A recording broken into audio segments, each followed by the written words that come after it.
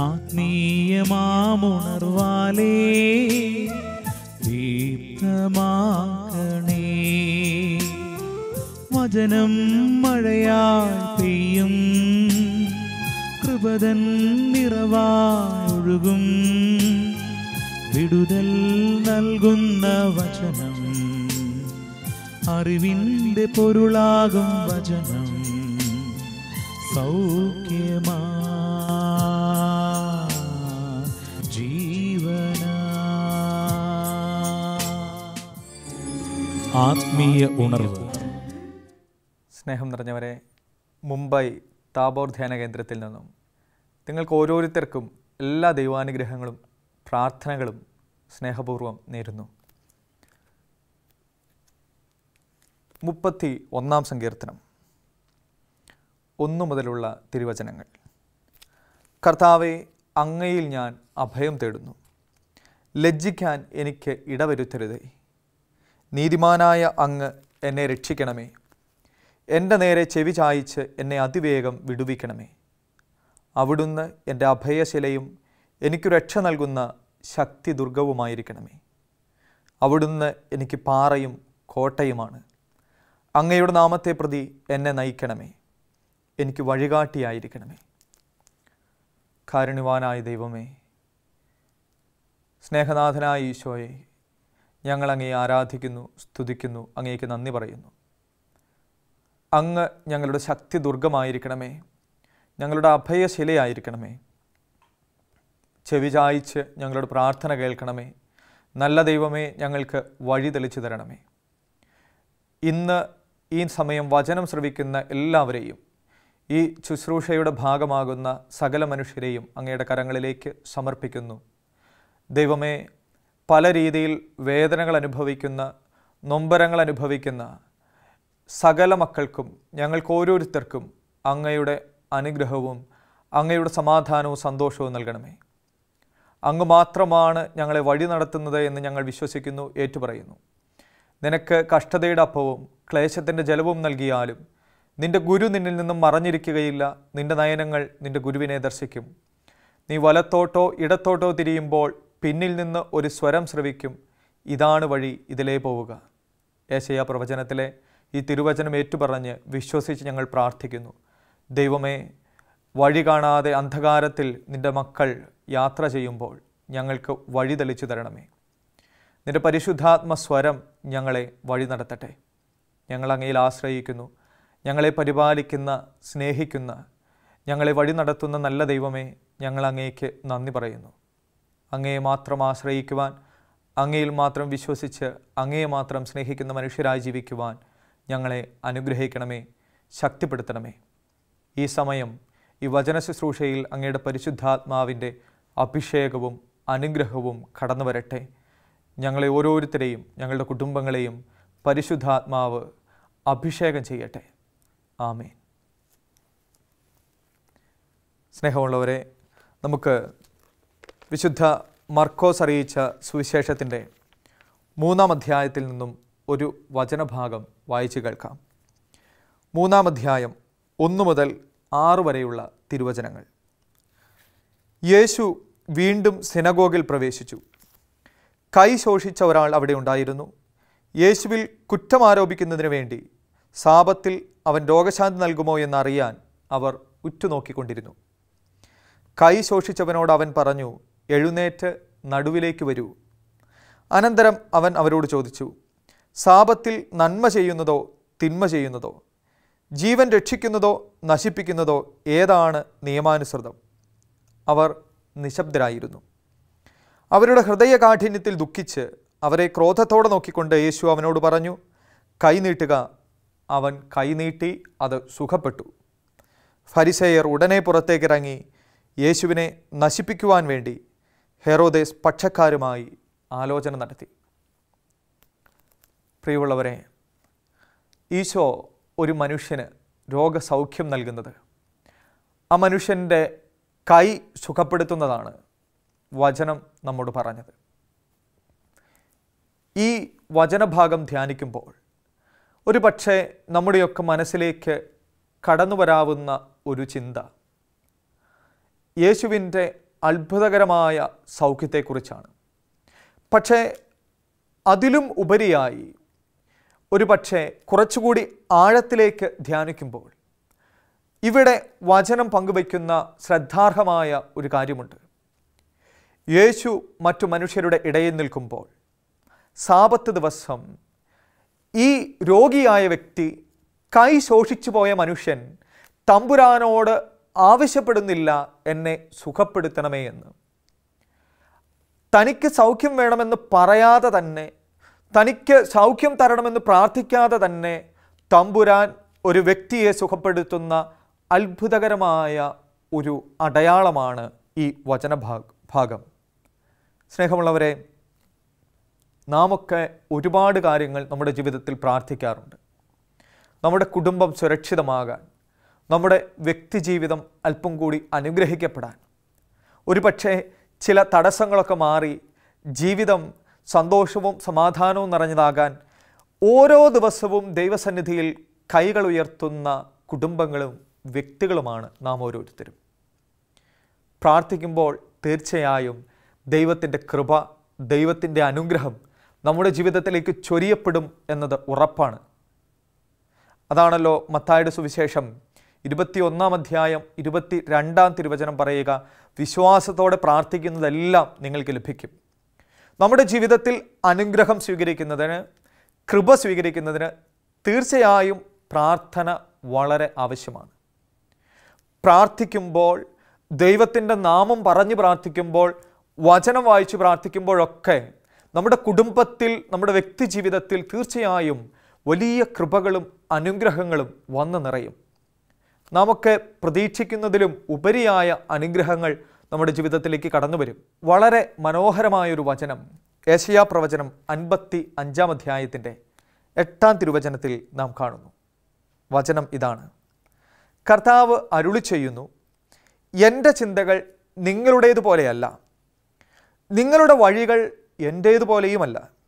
ആകാശം ഭൂമിയേക്കാൾ ഉയർന്നു നിൽക്കുന്നു, അതുപോലെ എൻ്റെ വഴികളും ചിന്തകളും നിങ്ങളുടേതിനേക്കാൾ ഉന്നതമത്രേ. പ്രിയമുള്ളവരെ, ഒരുപാട് സ്വപ്നങ്ങളുമായി യാത്ര ചെയ്യുന്ന മനുഷ്യരാണല്ലോ നാം ഓരോരുത്തരും. ഓരോ ദിവസവും നിരവധി പ്രാർത്ഥനകളാണല്ലോ നാം ദൈവസന്നിധിയിൽ ഉയർത്തുന്നത്. പക്ഷേ എന്തുകൊണ്ട് ചില കാര്യങ്ങൾ ദൈവം എത്ര പ്രാർത്ഥിച്ചിട്ടും നമുക്ക് നൽകുന്നില്ല? മറുവശത്ത് ചില കാര്യങ്ങൾ പ്രാർത്ഥിക്കാതെ, ചോദിക്കാതെ തന്നെ നമ്മുടെ ജീവിതങ്ങളിലേക്ക് തമ്പുരാൻ നൽകുകയും ചെയ്യുന്നു. വചനം അതാണ് പറയുക, ആകാശം ഭൂമിയേക്കാൾ ഉയർന്നു നിൽക്കുന്നത് പോലെ ദൈവത്തിൻ്റെ സ്വപ്നങ്ങളും ദൈവത്തിൻ്റെ പദ്ധതികളും നമ്മുടെ സ്വപ്നങ്ങളെക്കാൾ, വഴികളേക്കാൾ ഒരുപാട് ഉന്നതമത്രേ. ഇവിടെ മാർക്കോസിൻ്റെ സുവിശേഷത്തിൽ ഒരു പക്ഷേ ആ മനുഷ്യൻ ഒരിക്കലും പ്രതീക്ഷിച്ചിട്ടുണ്ടാകില്ല തൻ്റെ ജീവിതത്തിൽ തനിക്ക് ഇങ്ങനെ ഒരു സൗഖ്യം ലഭിക്കുമെന്ന്. യേശു അപ്രതീക്ഷിതമായാകാം ഒരു പക്ഷേ ആ മനുഷ്യൻ്റെ മുൻപിലേക്ക്, അവിടെയുള്ള ആ ജനങ്ങളുടെ മുൻപിലേക്ക് കടന്നു വരിക. യേശു തന്നെ അവന് സൗഖ്യം കൊടുക്കാനായി മുൻകൈയെടുക്കുന്നു. അവിടുന്ന് ചോദിക്കുന്നു, സാപത്തിൽ നന്മ ചെയ്യുന്നതോ തിന്മ ചെയ്യുന്നതോ, ജീവൻ രക്ഷിക്കുന്നതോ നശിപ്പിക്കുന്നതോ ഏതാണ് നിയമാനുസൃതം? തമ്പുരാൻ അറിയാം, ചുറ്റും നിൽക്കുന്ന വ്യക്തികൾ ഉറപ്പായും ഇവന് സൗഖ്യം കൊടുത്താൽ യേശുവിനെ കുറ്റപ്പെടുത്തും, തന്നെ കുറ്റപ്പെടുത്തും. പക്ഷേ എന്നിട്ടും മടി കൂടാതെ ദൈവം സൗഖ്യം നൽകുന്നു. അവസാനത്തെ വചനം ഇങ്ങനെയാണല്ലോ പറയുക, ഫരിസേയർ ഉടനെ പുറത്തേക്കിറങ്ങി യേശുവിനെ നശിപ്പിക്കുവാൻ വേണ്ടി ഹെറോദേസ് പക്ഷക്കാരുമായി ആലോചന നടത്തി. ഈ ഒരു സൗഖ്യത്തിൻ്റെ പേരിൽ അവിടെ കൂടിയിരുന്ന ജനം തമ്പുരാനെ വധിക്കാനുള്ള, യേശുവിൻ്റെ ജീവനെടുക്കാനുള്ള വഴികളാണ് തേടുക.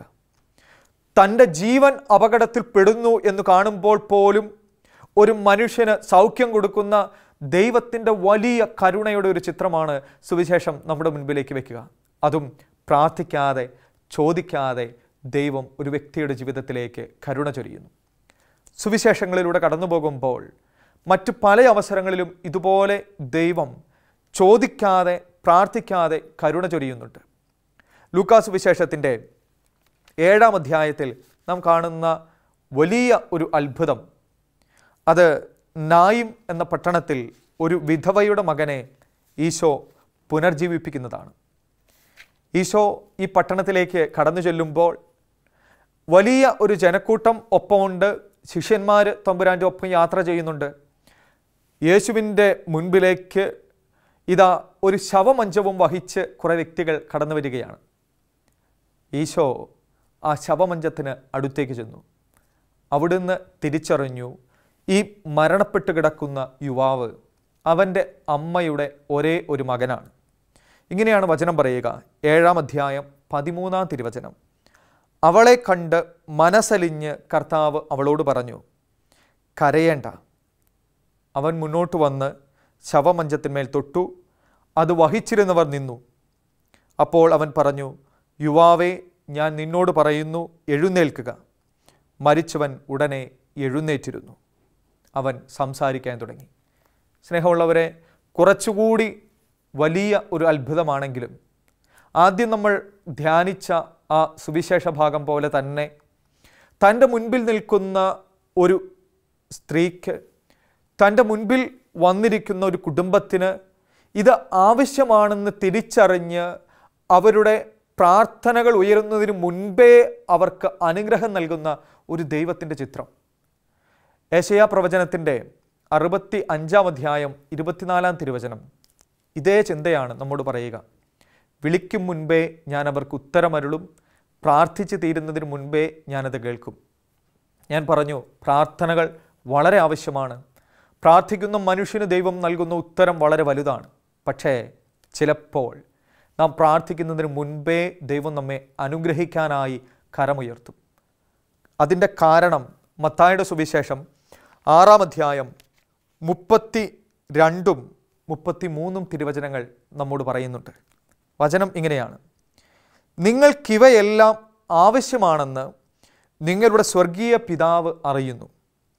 നിങ്ങൾ ആദ്യം അവിടുത്തെ രാജ്യവും അവിടുത്തെ നീതിയും അന്വേഷിക്കുക, അതോടൊപ്പം മറ്റുള്ളവയെല്ലാം നിങ്ങൾക്ക് ലഭിക്കും. നമുക്ക് നമ്മുടെ കുടുംബങ്ങളിലേക്ക് ഒന്ന് നോക്കി ചിന്തിക്കുകയാണെങ്കിൽ, ധ്യാനിക്കുകയാണെങ്കിൽ, പ്രിയമുള്ളവരെ, അവിടെ കാണുന്ന മനോഹരമായിട്ടുള്ളൊരു കാര്യമുണ്ട്. കൊച്ചു കുഞ്ഞുങ്ങളുള്ള കുടുംബത്തിൽ ഒരു പക്ഷേ സംസാരിക്കാൻ തുടങ്ങുന്ന പ്രായം പോലും എത്താത്ത കുഞ്ഞുങ്ങളുള്ള കുടുംബത്തിൽ പോലും മക്കളുടെ ആവശ്യം എത്ര വേഗമാണ് അപ്പച്ചനും അമ്മച്ചിയും തിരിച്ചറിയുക. തൻ്റെ കുഞ്ഞിൻ്റെ മുഖമൊന്ന് വാടുമ്പോൾ അമ്മ തിരിച്ചറിയും അവന് അല്ലെങ്കിൽ അവൾക്ക് എന്തോ ഒന്ന് ഉണ്ട്, അവരുടെ ഹൃദയത്തിൽ എന്തോ ദുഃഖമുണ്ട്. ഒരു പനി വന്നാൽ, എന്തെങ്കിലും ഒരു രോഗം വന്നാൽ അമ്മ ആദ്യം അത് തിരിച്ചറിയും പറയുന്നതിന് മുൻപേ. തൻ്റെ കുഞ്ഞിന് എന്തോ ഒരു ദുഃഖമുണ്ട്, എന്തോ ഒരു രോഗമുണ്ട്.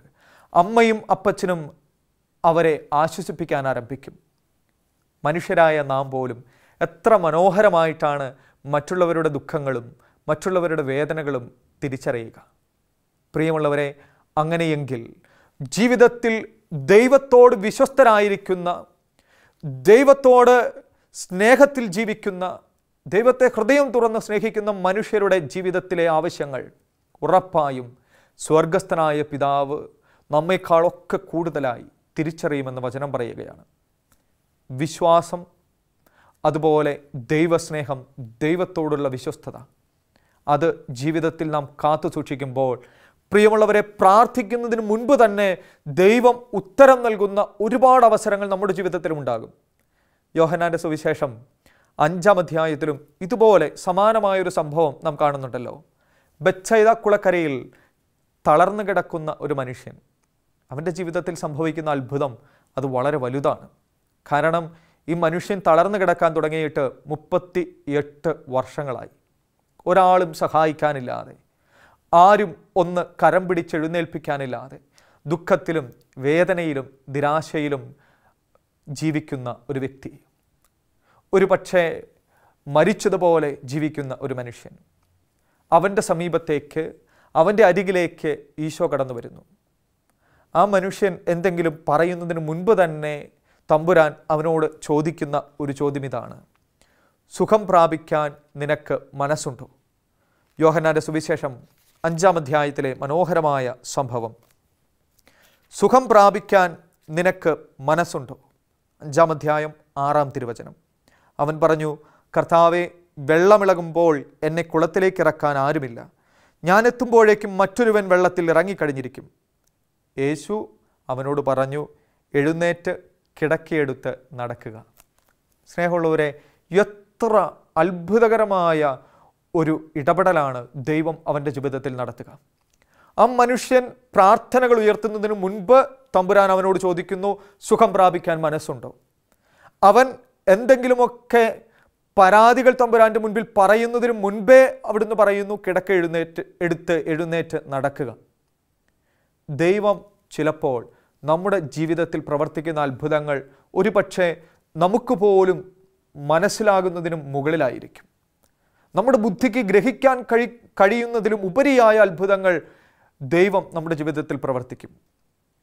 പഴയ നിയമത്തിൽ ഹബക്കുക്കിൻ്റെ പ്രവചനം 1-ാം അധ്യായം 5-ാം തിരുവചനം അങ്ങനെയുള്ള ഒരു സന്ദേശമാണ് നമുക്ക് നൽകുക. വചനം പറയുന്നു, ജനതകളുടെ ഇടയിലേക്ക് നോക്കി വിസ്മയഭരിതരാകുവിൻ. എന്തുകൊണ്ടാണ് വിസ്മയഭരിതരാകേണ്ടത്? കാരണം പറഞ്ഞാൽ ആരും വിശ്വസിക്കാത്തൊരു പ്രവൃത്തി നിങ്ങളുടെ ഇടയിൽ ഞാനിതാ ചെയ്യാൻ പോകുന്നു. പുറപ്പാട് പുസ്തകത്തിൻ്റെ 14-ാം അധ്യായം 13-ാം തിരുവചനവും ഇതേ സന്ദേശം നമുക്ക് നൽകും. പുറപ്പാട് പുസ്തകം 14-ാം അധ്യായം 13-ാം തിരുവചനം. വചനം ഇങ്ങനെയാണ് പറയുക, മോശ ജനത്തോട് പറഞ്ഞു, നിങ്ങൾ ഭയപ്പെടാതെ ഉറച്ചു നിൽക്കുവിൻ. നിങ്ങൾക്ക് വേണ്ടി ഇന്ന് കർത്താവ് ചെയ്യാൻ പോകുന്ന രക്ഷാകൃത്യം നിങ്ങൾ കാണും. ഇന്നു കണ്ട ഈജിപ്തുകാരെ ഇനിമേൽ നിങ്ങൾ കാണുകയില്ല. കർത്താവ് നിങ്ങൾക്ക് വേണ്ടി യുദ്ധം ചെയ്തുകൊള്ളും. നിങ്ങൾ ശാന്തരായിരുന്നാൽ മതി. ആദ്യ വചനം പറയുന്നു, പറഞ്ഞാൽ ആരും വിശ്വസിക്കാത്ത ഒരു പ്രവൃത്തി നിങ്ങളുടെ ഇടയിൽ ഞാൻ ചെയ്യാൻ പോകുന്നു. ഇവിടെ വചനം പറയുന്നു, ദൈവം നിങ്ങൾക്ക് വേണ്ടി പ്രവർത്തിക്കുന്ന രക്ഷാകര കൃത്യം ഇന്ന് നിങ്ങളുടെ കണ്ണുകൾ കാണും. പുറപ്പാട് പുസ്തകത്തിൻ്റെ തന്നെ 34-ാം അധ്യായം 10-ാം തിരുവചനം ഇങ്ങനെയാണ്, അവിടുന്ന് അരുളി ചെയ്തു, ഇതാ ഞാൻ ഒരു ഉടമ്പടി ചെയ്യുന്നു. ലോകത്തിൽ ഒരിടത്തും ഒരു ജനതയുടെ ഇടയിലും നടന്നിട്ടില്ലാത്ത തരം അത്ഭുതങ്ങൾ നിന്റെ ജനത്തിൻ്റെ മുൻപിൽ ഞാൻ പ്രവർത്തിക്കും. നിന്റെ ചുറ്റുമുള്ള ജനതകൾ കർത്താവിൻ്റെ പ്രവൃത്തി കാണും. നിനക്ക് വേണ്ടി ഞാൻ ചെയ്യാൻ പോകുന്നത് ഭയാനകമായ ഒരു കാര്യമാണ്. സ്നേഹമുള്ളവരെ, ഒരു വ്യക്തിയും ഇതുവരെ കാണാത്ത തരം ഒരു പ്രവൃത്തി, ഒരത്ഭുതം നിന്റെ ജീവിതത്തിൽ, നിന്റെ കുടുംബത്തിൽ, നീ ജീവിക്കുന്നിടത്ത് ഞാൻ ചെയ്യുമെന്ന് ദൈവം വാഗ്ദാനം തരികയാണ്. ദൈവത്തോട് വിശ്വസ്തരായി പാപത്തിൽ നിന്നും അകന്ന് നാം ജീവിതം ആരംഭിക്കുമ്പോൾ, പ്രിയമുള്ളവരെ, ചോദിക്കാതെ അനുഗ്രഹിക്കുന്ന ഒരു ദൈവം നമുക്കുണ്ട് എന്ന് നമ്മൾ തിരിച്ചറിയണം. സ്വർഗസ്ഥനായ പിതാവ് ഇത് നിങ്ങൾക്ക് ആവശ്യമാണ് എന്ന് തിരിച്ചറിയുന്നു എന്നാണല്ലോ വചനം പറയുക. നമ്മുടെ ആവശ്യങ്ങൾ അറിയുന്ന, നമ്മെ വ്യക്തിപരമായി അറിയുന്ന ദൈവം നമുക്ക് വേണ്ടത് നൽകും. പൗലോസ് അതാണല്ലോ നമ്മെ ഓർമ്മിപ്പിക്കുക. ഫിലിപ്പിയർക്ക് എഴുതിയ ലേഖനത്തിൻ്റെ 4-ാം അധ്യായത്തിൽ തൻ്റെ മഹത്വത്തിൻ്റെ സമ്പന്നതയിൽ നിന്നും യേശുക്രിസ്തു വഴി ദൈവം നമുക്ക് ആവശ്യമുള്ളതെല്ലാം നൽകും. അപ്പസ്തോല പ്രവർത്തനങ്ങൾ 14-ാമത്തെ അധ്യായത്തിൽ പൗലോസ്ലിഹ ഇതുപോലെ ഒരു മനുഷ്യന് സൗഖ്യം നൽകുന്നുണ്ട്. പൗലോസ്ലിഹ ലിസ്ത്ര എന്ന് പറയുന്ന ആ സ്ഥലത്ത് വചനം പ്രഘോഷിക്കുകയാണ്. വചനം പ്രഘോഷിക്കുമ്പോൾ ഒരുപാട് ആളുകൾ അദ്ദേഹത്തിന് മുൻപിലുണ്ട്. എല്ലാവരും ഇരുന്ന് വചനം കേൾക്കുന്നു, ഒരുപാട് താല്പര്യത്തോടെ, ആഗ്രഹത്തോടെ. അങ്ങനെ വചനം പ്രഘോഷിക്കുമ്പോൾ പൗലോസിൻ്റെ ദൃഷ്ടികൾ ഒരു പ്രത്യേക വ്യക്തിയിൽ പതിയുകയാണ്. ആ മനുഷ്യൻ ജന്മന മുടന്തനായ ഒരു വ്യക്തിയായിരുന്നു എന്ന് വചനം പറയുന്നു. പക്ഷേ പൗലോസ് ഒരു കാര്യം ഗ്രഹിച്ചു, സൗഖ്യം പ്രാപിക്കാൻ തക്ക വിശ്വാസമുള്ള വ്യക്തിയാണ് അവൻ. 14-ാമത്തെ അധ്യായം അപ്പസ്തോല പ്രവർത്തനങ്ങൾ 8 മുതലുള്ള തിരുവചനങ്ങളിലാണ് നാം കാണുക. പൗലോസ് പ്രസംഗിക്കുന്നത് അവൻ കേട്ടു. പൗലോസ് അവനെ സൂക്ഷിച്ച് നോക്കി. സൗഖ്യം പ്രാപിക്കാൻ തക്ക വിശ്വാസം അവനുണ്ടെന്ന് കണ്ട് പൗലോസ് ഉച്ചത്തിൽ പറഞ്ഞു, എഴുന്നേറ്റ് കാലുറപ്പിച്ച് നിൽക്കുക. അവൻ ചാടി എഴുന്നേറ്റ് നിന്നു. സ്നേഹമുള്ളവരെ, ആ മനുഷ്യൻ തമ്പുരാൻ്റെ മുൻപിലിരുന്ന്, പൗലോസിൻ്റെ മുൻപിലിരുന്ന് വചനം കേൾക്കുകയായിരുന്നു. ദൈവത്തിൻ്റെ വചനത്തിനു വേണ്ടി ഹൃദയം തുറന്ന് ദൈവത്തോടുള്ള വലിയ സ്നേഹവും വിശ്വസ്തതയും പ്രകടമാക്കുകയായിരുന്നു. ദൈവം ഇതാ തിരിച്ചറിയുന്നു, സൗഖ്യം പ്രാപിക്കാൻ തക്ക വിശ്വാസം അവനുണ്ട്.